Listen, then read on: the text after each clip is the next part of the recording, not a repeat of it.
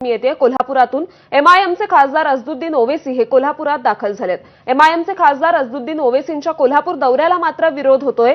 बागल चौकात ओबीसी येणार असल्यानं हिंदुत्ववादी संघटनांचे कार्यकर्ते इथे आक्रमक झालेले आहेत आणि कोल्हापूरच्या बागल चौक या ठिकाणी एमआयएमच्या कार्यालयाचं उद्घाटन केलं जाणार आहे। त्यानिमित्तानं ओवेसी इथे दाखल झालेले आहेत। निंदनीय आहे। म्हणजे कोणत्याही धर्मगुरू, कोणत्याही समाजाचा असू द्या, कोणत्याही धर्माचा असू द्या, प्रॉफेट मोहम्मद आमच्यासाठी, मुस्लिमांसाठी काय आहे, ते सर्व समाजासाठी आहे। जसा तुम्ही भगवान रामला जसा मानता ना, तसा प्रॉफेट मोहम्मद अशा प्रकारचं त्यांचं रांगोली काढून अशा प्रकारचं त्यांचं हे जे करत आहे ते निंदनीय आहे। मला असं वाटतं, मी सर्व लोकांना, अहिल्यानगरचे, अहमदनगरचे, त्यांना शांतीचा विनंती करत आहे, आपण थोडासा संयम बाळगा।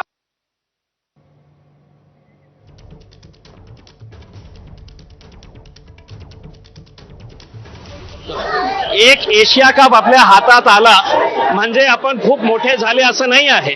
जगात सगळ्यात चांगली क्रिकेट टीम कोणती असेल तर ते भारतीय टीम आहे, याच्यामध्ये काही दुमत नाही आहे। पण आपण हे टुर्नामेंट नाही खेळलं असतं तर बहुतेक आपण जगाला दाखवले असते की आपण पाकिस्तानच्या विरोधात किती प्रामाणिक आहे। पाकिस्तान कशा प्रकारचे हे दहशतगर्दीचे कारवाई आपल्या देशावर करतो। एका साईडला प्रधानमंत्री म्हणतो की पाकिस्तान कसा आहे आणि दुसऱ्या साईडला तुम्ही क्रिकेट खेळत आहे। आणि या परिस्थिती संदर्भात अधिक अपडेट्स येतील आपले प्रतिनिधी विजय केसरकर। विजय, आपण बघतोय कोल्हापुरात असदुद्दीन ओवेसी हे दाखल झालेले आहेत, मात्र मोठ्या प्रमाणात विरोध होतोय। सध्याची काय परिस्थिती आहे?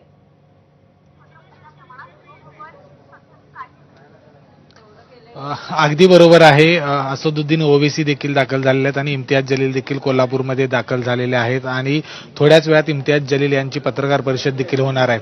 आपण जर बघितलं तर असदुद्दीन ओवेसी हे पहिल्यांदा कोल्हापूरमध्ये आलेले आहेत। याच्या आधी विशाळगडची ज्यावेळी घटना घडली होती त्यावेळी देखील त्यांनी येण्याचा प्रयत्न केला, मात्र संपूर्ण पोलीस दल असेल, जिल्हा प्रशासन असेल, यांनी कायदा व सुव्यवस्थेचं कारण देऊन या ठिकाणी ओवेसी यांना येऊ दिलं नव्हतं। मात्र आता या ठिकाणी ओवेसी कोल्हापूरमध्ये दाखल झालेले आहेत आणि कोल्हापूरमध्ये बागल चौकामध्ये त्यांच्या नवीन कार्यालयाचं उद्घाटन होणार होतं, मात्र त्या ठिकाणी हिंदुत्ववादी कार्यकर्ते मोठ्या संख्येने या ठिकाणी सहभागी झाले। त्यांनी ओवेसी यांना त्या ठिकाणी येण्याला विरोध केलेला आहे, कारण ओवेसी बंधू हे नेहमी भडकाऊ भाषण आहेत ते या ठिकाणी देत असतात आणि त्यामुळे कोल्हापुरातील शांतता कुठेही भंग करू नये याच्यासाठीचा या ठिकाणी आम्ही प्रयत्न करतोय, असं देखील हिंदुत्ववादी कार्यकर्त्यांचं म्हणणं होतं।